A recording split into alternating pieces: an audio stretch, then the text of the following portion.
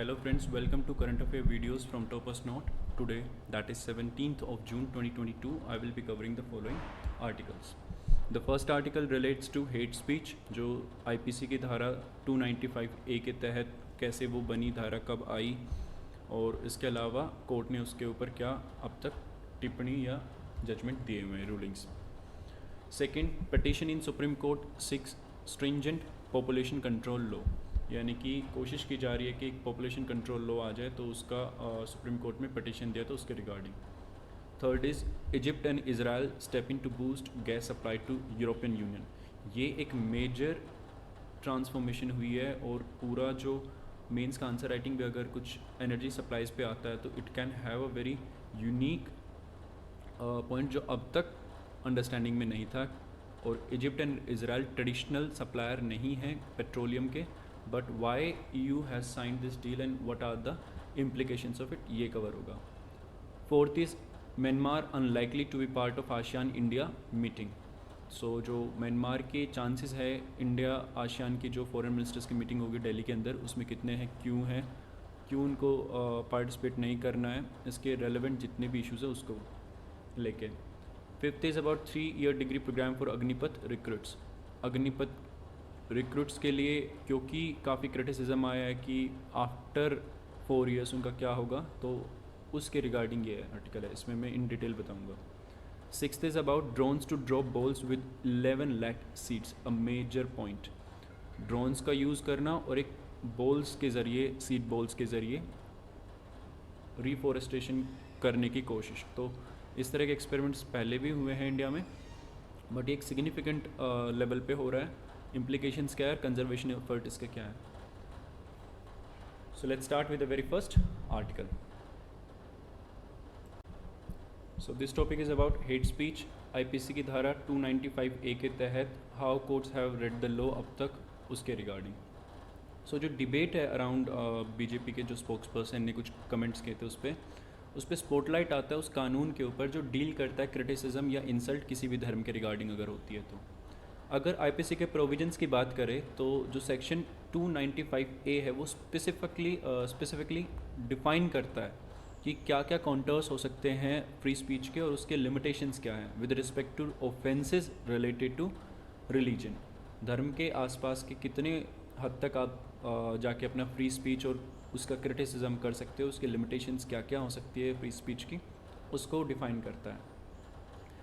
अगर इंडिया की बात करें तो इंडिया के अंदर कोई भी फॉर्मल लीगल फ्रेमवर्क नहीं है डील करने के लिए hate speech, to be very precise and specific. यानी कि अगर कोई स्पेसिफिक कानून की बात करें जो एकदम हेट स्पीच को हिट करे, तो ऐसा कोई कानून अभी तक इंडिया में नहीं है. लेकिन जो IPC के प्रोविजंस हैं, डिफरेंट लॉज हैं इंडिया के अंदर, वो एक क्लस्टर ऑफ प्रोविजंस प्रोवाइड करते हैं जिसकी पावर को यूज़ करके बेसिकली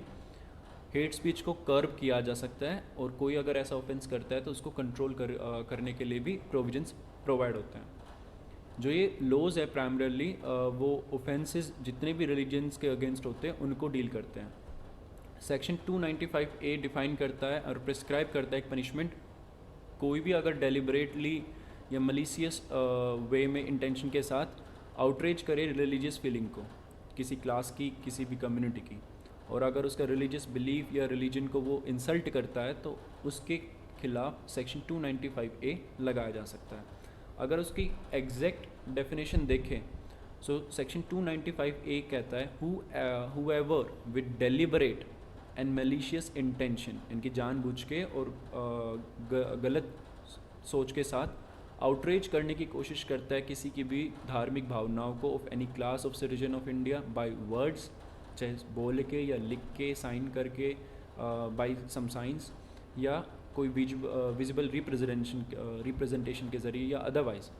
इंसल्ट करता है या अटेम्प्ट करता है इंसल्ट करने की किसी के भी धर्म को, उसके धार्मिक भावनाओं को, किसी भी क्लास की, तो उसको पनिश किया जा सकता है. इम्प्रिजनमेंट के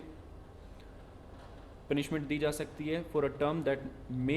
एक्सटेंड टू 3 years, इनकी 3 साल तक की सज़ा या फाइन या दोनों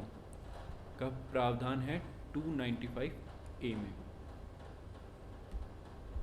इसके अलावा 295 जो इंक्लूड करता है पेनलाइज करने के लिए अगर किसी कोई डैमेज होता है, डिफाइलमेंट होता है किसी भी प्लेस ऑफ वर्शिप का, यानी कि आपने मंदिर मस्जिद कुछ तोड़ा, तो उसके लिए जो पीनल है वो 295 के तहत किया जा सकता है।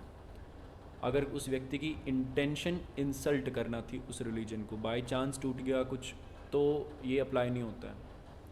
सेक्शन 297, अगर आप किसी भी सल्पचर में ट्रेसपासिंग की कोशिश कर रहे हैं ऐसे किसी प्लेस पे, वो 298, अगर आपने कोई ऐसे वर्ड बोले जो डेलिब्रेट इंटेंशन के साथ थे कि आप किसी की धार्मिक भावनाओं को खुरेदे या उसको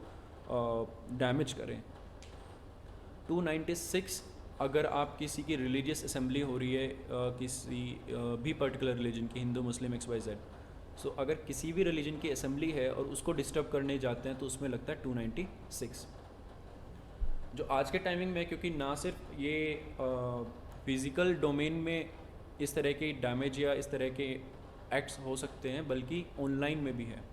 देयर आर चांसेस कि कोई ऐसी पिक्चर पोर्ट्रे कर दे या ऐसा कोई कंपैरिजन कर दे, चाहे वो हिंदू रिलीजन के रिलेटेड हो या मुस्लिम्स के रिलेटेड हो। सो इन केसेस में ऑनलाइन स्पीच के ऊपर भी लागू होता है इंफॉर्मेशन टेक्नोलॉजी एक्ट 2000 के तहत सेक्शन 66A।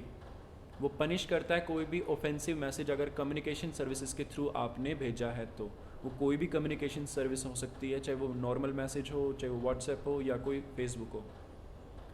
और इसमें लैंडमार्क वर्डिक्ट रहा था 2015 में, जब सुप्रीम कोर्ट ने स्ट्रक डाउन कर दिया था इस 66A को एज अनकॉन्स्टिट्यूशनल, क्योंकि सुप्रीम कोर्ट ने कहा कि जो डेफिनेशन है या डिफाइन किया हुआ है प्रोविज़न को, वो बहुत वेग है। यानी कि आप किसी भी चीज़ को फ्री स्पीच के अंडर मतलब वॉयलेशन डाल दोगे और वो वॉयलेशन रहेगा फ्री स्पीच का। किसी ने कुछ भी लिखा तो 66A के तहत आप बेसिकली उसके खिलाफ एक्शन ले सकते हो, चाहे वो पॉलिटिकल व्यू प्रेजेंट कर रहा हो या कोई और व्यू कर रहा हो, क्योंकि जो डेफिनेशन थी 66A की वो बेहद ज़्यादा वेग है और इतनी वेगनेस के साथ वॉयलेट होता है फ्री स्पीच, क्योंकि डोमेन क्लियर नहीं होता कि what exactly constitute hate speech. लेकिन ये प्रोविज़न आज भी कंटिन्यूसली इन्वोक किया जाता है बार बार, despite striking down by the Supreme Court. अगर सेक्शन 295A की बात करें तो उसकी हिस्ट्री रही है। रंगीला रसूल केस,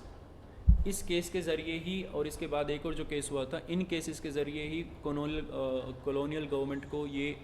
ज़रूरत महसूस हुई कि इस तरह का कोई कानून होना चाहिए, जिसकी वजह से इन सेक्शंस को इंट्रोड्यूस किया गया था। सो रंगीला रसूल में इंटरप्रिटेशन जो करने की कोशिश की, उन्होंने रिलीजियस टेक्स्ट को और प्रिंट किया in the print market, print media में। सो उसमें उन्होंने चैलेंज किया था कि कैसे किसी की रिलीजियस भावनाओं को हर्ट करते हुए आप प्रिंट मीडिया के अंदर इस तरह से प्रिंट कर सकते हो। और ऐसे बार बार रिलीजियस इश्यूज सामने आए थे, case by case, not just about Rangeela case, बल्कि इसके बाद एक और केस हुआ था जिसमें फिर कॉलोनियल गवर्नमेंट को लगा कि इनेक्ट करना चाहिए एक 295A, जिसका एक बहुत वाइडर स्कोप हो, जो कोई भी अगर रिलीजियस भावना को डैमेज करने के लिए, हर्ट करने के लिए, इंसल्ट करने की कोशिश करे तो उसको पनिश किया जा सके और कंट्रोल किया जा सके। इसके बाद इंडिपेंडेंस में जब Lalji Modi versus state of Uttar Pradesh का केस आया 1957 में, तो सुप्रीम कोर्ट ने अपहेल्ड किया लॉ 295A इस ग्राउंड पे कि ये पब्लिक ऑर्डर को प्रिजर्व करने के लिए है। इम्पोर्टेंट पॉइंट है कि Lalji Modi state of Uttar Pradesh case में पब्लिक ऑर्डर को प्रिजर्व करने के लिए कॉन्स्टिट्यूशनैलिटी 295A की अपहेल्ड की थी। और मेजर इसमें क्या था कि सुप्रीम कोर्ट ने कहा कि पब्लिक ऑर्डर तो एक्सेप्शन है, एग्जाम्पशन है बेसिकली, चाहे वो freedom of speech and expression का आर्टिकल हो, इनकी फंडामेंटल राइट में जो एक एक्सेप्शन डाला हुआ है freedom and speech of expression वाले में भी, वो है कि पब्लिक ऑर्डर डिस्टर्ब नहीं होना चाहिए। और राइट टू रिलीजन में भी कॉन्स्टिट्यूशन में लिखा हुआ है कि पब्लिक ऑर्डर डिस्टर्ब नहीं होना चाहिए, तब जाके वो व्यक्ति अपना राइट टू रिलीजन भी इंजॉय कर सकता है। सो पब्लिक ऑर्डर की जो आर्ग्यूमेंट थी उसके ऊपर बेसिकली सुप्रीम कोर्ट ने अपहेल्ड किया था कॉन्स्टिट्यूशनैलिटी 295A की। इसके बाद रामलाल पुरी के versus state of Madhya Pradesh case 1973 में भी सुप्रीम कोर्ट ने कहा कि ये सिर्फ वहीं पे अप्लाई होता है जहाँ पे ordinary man of common sense को लगता है कि कोई रिलीजियस भावना डैमेज हुई है, ना कि एक हाइपर सेंसिटिव मैन जो किसी भी बात को आके बोल दे कि मेरे धर्म की बात पे मेरी रिलीजियस भावना डैमेज हुई है। सो एक हाइपर सेंसिटिव मैन की अगर कोई फाइल करता है, बहुत ही ज़्यादा सेंसिटिव है किसी भी मुद्दे को लेके, अगर वो फाइल करता है कि तुमने मेरी रिलीजियस भावना डैमेज की, तो उसमें सुप्रीम कोर्ट ने कहा रामलाल पुरी के केस में कि कॉमन सेंस अगर है उसके आर्गूमेंट में तो ही उसके आर्गूमेंट को अपहेल्ड किया जाएगा इस लॉ के अंडर। लेकिन ये जितने भी हैं वो बेहद वेग हो सकते हैं, क्योंकि ये सब्जेक्टिव है कि what exactly is sensitive and what exactly is not. कितनी हद तक कोई भी कमेंट किसी रिलीजन के प्रति सेंसिटिव हो सकता है, या कॉमन सेंस के अंडर आएगा, या नॉर्मल है, या वो लिमिट क्रॉस करता है, ये सब्जेक्टिव हो जाता है और डिस्टिंक्शन इसका बहुत डिफ़िकल्ट हो जाता है। और ये डिफ्रेंशिएट करता है जज टू जज, कौन सा जज किस कमेंट को किस तरह से इंटरप्रेट करता है उस पर। सो जो 295A है, इन करंट कंटेक्स्ट अगर हम अपना ब्रॉडर आइडिया डेवलप करें कि what can be within this act, और what can be the restriction on speaking against one's religion, चाहे वो उसका हिस्टोरिकल डाटा ही रिप्रेजेंट कर रहे हो या बोल रहे हो, कितना क्या कोई व्यक्ति अगर हाइपर सेंसिटिव है किसी मुद्दे को लेके, तो शैल दैट पर्सन बी टोल्ड कि you can not enjoy the right under 295A, या फिर जो फ्रीडम ऑफ स्पीच एक्सप्रेस कर रहा है उसको कंट्रोल करना। तो these are the things that need to be balanced out. And finally जो ये लाइट मिलता है फ्रॉम रामलाल पुरी की हाइपर सेंसिटिव मैन को अवॉइड करना है और ऑर्डिनरी मैन की कॉमन सेंस के बेसिस पे आपको आगे जाना है।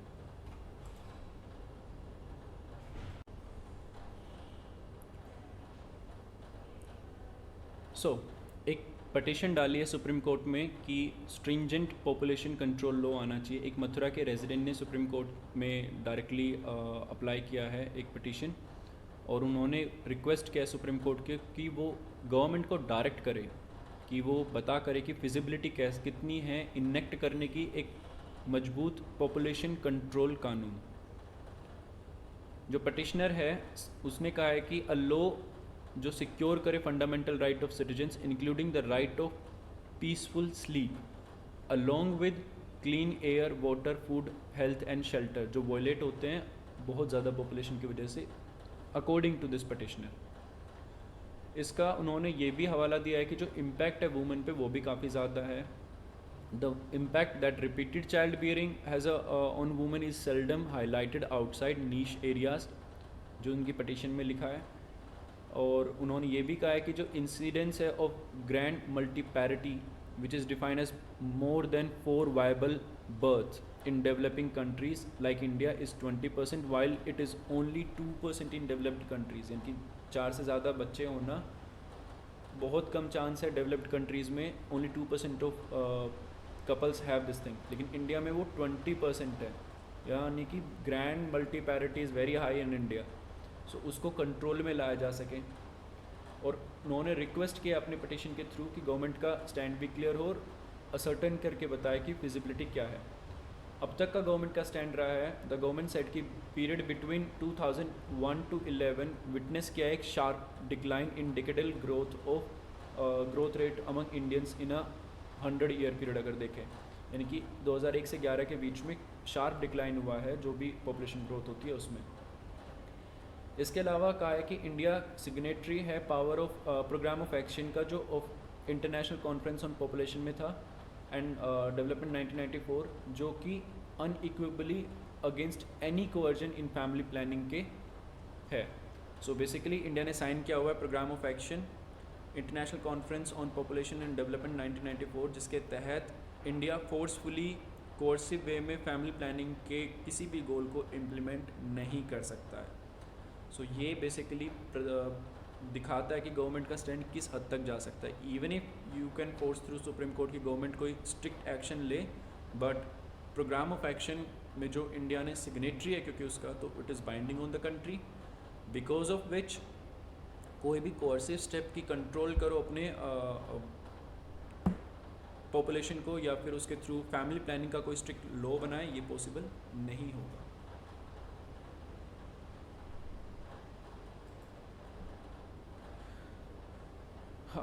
So this topic is about Egypt and Israel, जो कि स्टेप अप करना चाह रहे हैं और बूस्ट करेंगे gas supply to European Union. Egypt और इसराइल ने यूरोपियन यूनियन के साथ एक डील साइन की है कि वो इंक्रीज़ करे liquefied natural gas supply European union को। एम यही है कि जो डिपेंडेंस है यूरोपियन यूनियन का रशिया पे क्रूड ऑयल और गैस की सप्लाई को लेके, उसको कम किया जा सके,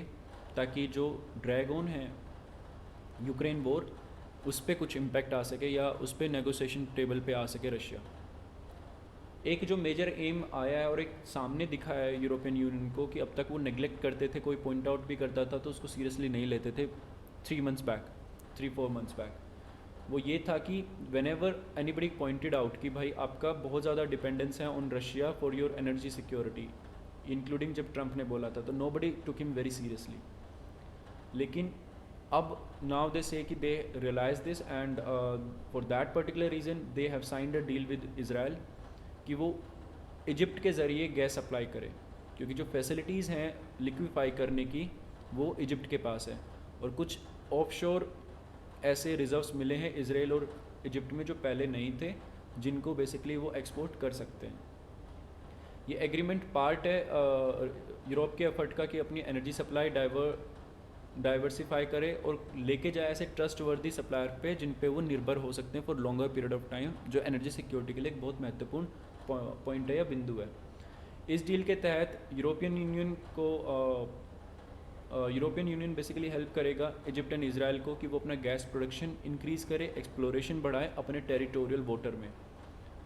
लास्ट ईयर का अगर डाटा देखें तो लगभग 40% गैस यूरोपियन यूनियन की रशिया से आई थी, इसलिए रशिया के ऊपर सैंक्शंस लगाना भी काफ़ी डिफ़िकल्ट है यूरोपियन यूनियन के लिए, क्योंकि अगर 40% gas all of a sudden बंद हो जाती है from coming into European market, तो सप्लाई चेन डिस्टरप्ट हो जाएगी, उनका प्रोडक्शन चेन डिस्टरप्ट हो जाएगी, इकोनॉमी डिस्टरप्ट हो जाएगी, और जो प्राइसेस हैं वो बहुत स्पाइक करेंगे, जो करंट लेवल पे स्पाइक करें उससे कम 3 से 4 गुना ज़्यादा स्पाइक करेंगे। सो जो डिपेंडेंस है वो बहुत ज़्यादा रहने वाली है for the coming years as well, but उसको ही रिड्यूस करे और डाइवर्सिफाई करे। और एक जो मेजर पॉइंट आता है यहाँ पे कि इसराइल एंड इजिप्ट ये ट्रेडिशनल नहीं है, ट्रेडिशनल सप्लायर या प्रोड्यूसर नहीं है, ना इनके पास कोई सिग्निफिकेंट रिजर्व था, लेकिन रिसेंटली वो डिस्कवर हुए हैं जिनको वो अब एक्सपोर्ट करने की बात कर रहे हैं। प्लस ऐसी फैसिलिटीज़ डेवलप करने की इजिप्ट के ज़रिए जो बाकी के एरियाज़ के अंदर जो भी प्रोडक्शन हो रहा है उसको वो सप्लाई करे यूरोपियन यूनियन के थ्रू, आइदर थ्रू, अभी तो currently they will be selling it through the sea, but उसके बाद pipeline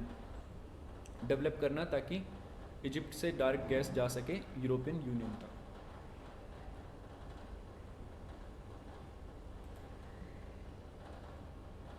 So this topic is about Myanmar unlikely to be part of ASEAN India meeting. India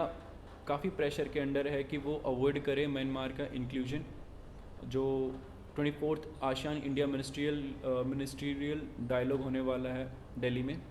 foreign ministers जितने भी countries के वो आ रहे हैं, इंक्लूडिंग वियतनाम के, जो पहली बार एक डायरेक्ट फ़्लाइट के थ्रू आ रहे हैं, जो इनॉग्रल फ़्लाइट भी है।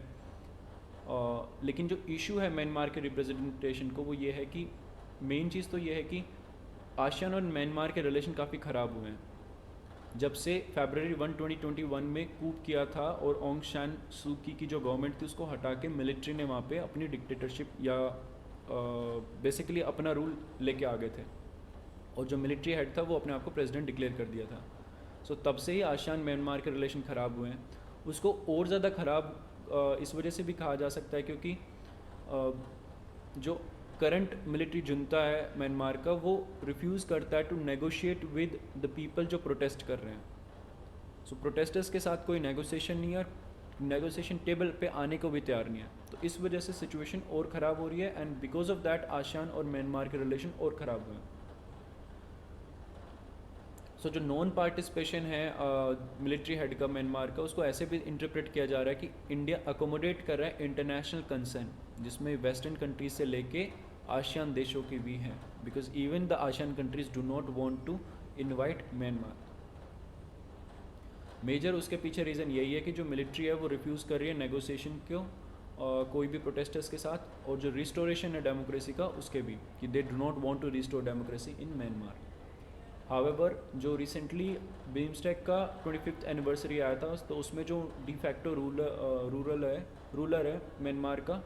उन्होंने एक कंग्रेचुलेटरी मैसेज भेजा था जिसमें उन्होंने पॉइंट आउट किया था कि he wish for a peace and prosperity in Bay of Bengal community. So BIMSTEC में जब बीमस्टेक की मीटिंग हुई थी श्रीलंका में, तो उसमें भी म्यांमार का पार्टिसिपेशन था, क्योंकि बीमस्टेक में कोई भी ऐसा नहीं है जो ऑब्जेक्ट करे सिग्निफिकेंटली टू म्यांमार्स पार्टिसिपेशन। ना थाईलैंड का ऑब्जेक्शन फिर भी है, लेकिन बाकी के जितने भी कंट्रीज है they are not objecting to participation of Myanmar. लेकिन आसियान में everybody is objecting including Singapore,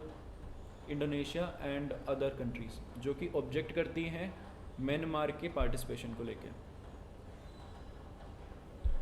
so most probably Myanmar participate नहीं करेगा because he is not invited into the ASEAN India meeting जो होने वाली है दिल्ली में 24th वाली।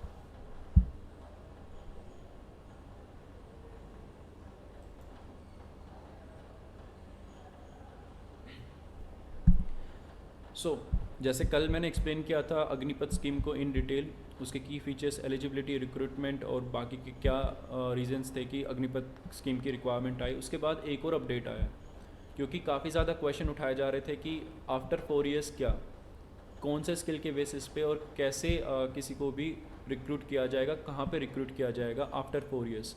सो उसके रिगार्डिंग एजुकेशन मिनिस्टर और होम मिनिस्टर ने कुछ प्रपोजल्स दिए हैं। एजुकेशन मिनिस्टर ने कहा है कि वो एक 3 year डिग्री लॉन्च करेगा जो कि क्रेडिट्स के बेस पे होगा डिफेंस पर्सनल को इन्होंने जो अर्न किए हैं प्लस और आगे वो अर्न कर सके, ताकि एक एटलीस्ट उनका एजुकेशन क्वालिफिकेशन जो उनका रेज्यूमे में है वो इम्प्रूव हो जाए। प्लस यूनियन मिनिस्ट्री ने डिक्लेयर किया है कि वो अग्निपथ स्कीम के जितने भी कैंडिडेट होंगे उनको प्रायोरिटी देगी रिक्रूटमेंट में सेंट्रल आर्म्ड पुलिस फोर्सेस और असम राइफल्स के केस में, जो कि आते हैं under ministry of home affairs.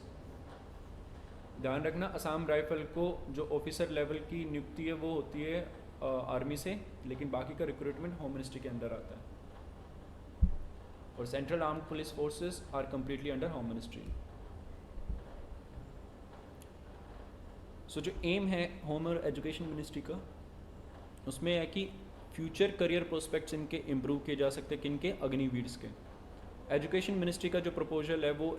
Design और एग्जीक्यूट करेगा इग्नू, जो Indira Gandhi national open university है, जिसमें 50% तो क्रेडिट लगभग डिग्री के लिए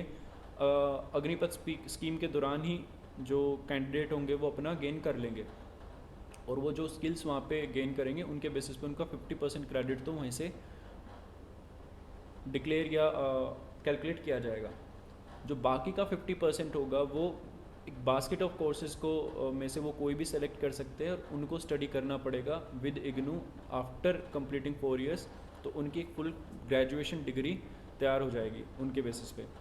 उस 50% को जो इग्नू तैयार करेगा, और ये ऑप्शन होंगे वैरायटी ऑफ सब्जेक्ट्स में, उनमें सारे ही सब्जेक्ट हैं, from science to maths to commerce to different other including astrology. So they can opt to any subject, और उन सब्जेक्ट के बेसिस पे इग्नू उनको फिर फाइनली डिग्री प्रोवाइड करेगा, जो जिसको AICTE भी रिकॉग्नाइज करेगा। इनके ऑल इंडिया टेक्निकल एजुकेशन का जो बोर्ड है वो भी इस डिग्री को रिकॉग्नाइज करेगा। होम मिनिस्ट्री का प्रपोजल है कि प्रायोरिटी देंगे वो अग्निवीर्स को रिक्रूटमेंट में, क्योंकि पिछले 4 साल का अगर नंबर देखें तो 80% डिक्लाइन हुआ है CAPF के पर्सनल के रिक्रूटमेंट में, चाहे वो CRPF हो, CISF हो या बाकी की कोई भी ऐसी ऑर्गेनाइजेशन हो जो होम मिनिस्ट्री के अंडर आती है, तो उनमें रिक्रूटमेंट काफ़ी कम आया। 2020 में भी अगर देखें तो सिर्फ 10,000 पोस्ट को फिल किया गया था, जबकि वैकेंसी 1,30,000 थी। सो दिस क्लियरली शोज़ कि वैकेंसीज काफ़ी ज़्यादा हैं सेंट्रल आर्म्ड पुलिस फोर्सेस में, और होम मिनिस्ट्री का प्लान है कि 4 साल बाद उन अग्निवीर्स को ही वो वहाँ पे रिक्रूट कर ले डायरेक्टली, तो उनके जो एम्प्लॉयमेंट प्रोस्पेक्ट्स है वो भी काफ़ी इंप्रूव होते हैं। इसके अलावा स्टेट गवर्नमेंट्स ने भी प्रपोजल दिया है कि वो अपनी पुलिस फोर्स में भी कुछ स्टेट गवर्नमेंट्स कह रहे हैं कि वो पुलिस फोर्स के लिए भी इन अग्निवीर्स को प्रायोरिटी देंगे, और जो रिक्रूटमेंट है उनमें ईजिली ये सेल अप कर लेंगे कि उनकी ऑलरेडी ट्रेनिंग हो चुकी होगी, काफ़ी अच्छी क्वालिटी की ट्रेनिंग हो चुकी होगी, तो बाय डिफ़ॉल्ट ये पुलिसिंग के काम में और बाकी के जितने भी सर्विसेज होते हैं अंडर स्टेट जिनमें ये रोल प्ले कर सकते हैं, उनमें इनको प्रायोरिटी दी जाएगी।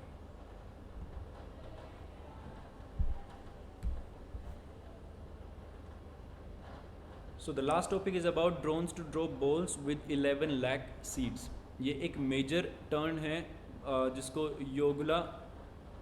पर्वतम हिलोक्स पे, जो साउथ ऑफ तिरुपति हिल है, उसमें किया जा रहा है। 11 लाख के आसपास सीड्स को उगाया जाएगा हिलोक्स के ऊपर, जो कि रायला चेरू टैंक के पास है। अगर इस इनिशिएटिव का देखें तो बेसिकली ये हिल को जो ये लोकल हिल है, इस हिल में लोकल फोकलोर के तहत कहा जा रहा था कि यहाँ पे काफ़ी सेंट्स और सेजेस रहे हैं पास्ट में, सो इसका रिलीजियस इम्पोर्टेंस भी है। तो लोग चाह रहे थे कि ये जो डिफॉरेस्टेशन और बाकी डैमेजेस की वजह से, श्रब्स की वजह से जो बार बार आग लगती है, उन सब से प्रोटेक्ट किया जा सके, क्योंकि श्रब वाले जंगल में फॉरेस्ट फायर बहुत ईजिली लगता है और वहाँ के जितने भी स्मॉल एनिमल्स होते हैं, मैमल्स होते हैं, रेप्टाइल्स और इंसेक्ट्स होते हैं, वो मारे जाते हैं। सो इनिशिएटिव लिया गया कि 11 लाख ऐसे मिक्स्ड वैरायटी के प्लांट्स को क्ले के अंदर मिक्स करके वो बेसिकली ड्रोन्स के ज़रिए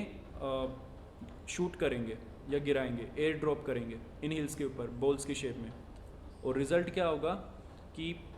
ऐसी 31 वैरायटी के मैसिव ट्रीज़, जिनकी ज़्यादा बड़ी कैनोपी होगी, वाइडर कैनोपी होगी, बड़े पेड़ होंगे जो कि ईजिली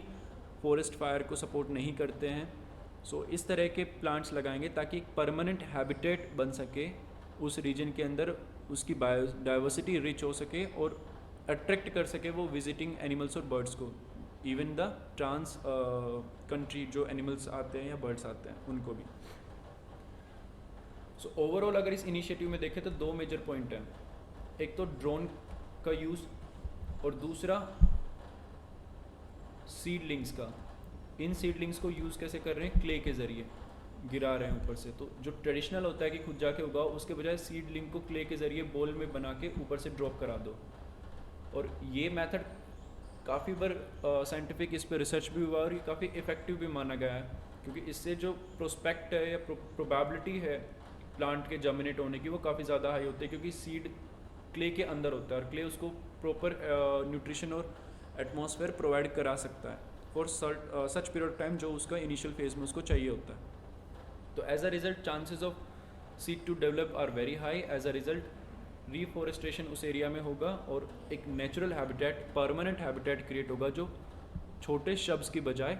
लार्ज कैनोपी वाले ट्रीज़ के होंगे। और इसीलिए उन्होंने 31 डिफरेंट टाइप ऑफ वैरायटी को चुना है, जिसमें नीम से लेके एप्पल से लेके सिदार से लेके many other varieties are there, ताकि जो रिचनेस है उस फॉरेस्ट की उसको डेवलप किया जा सके।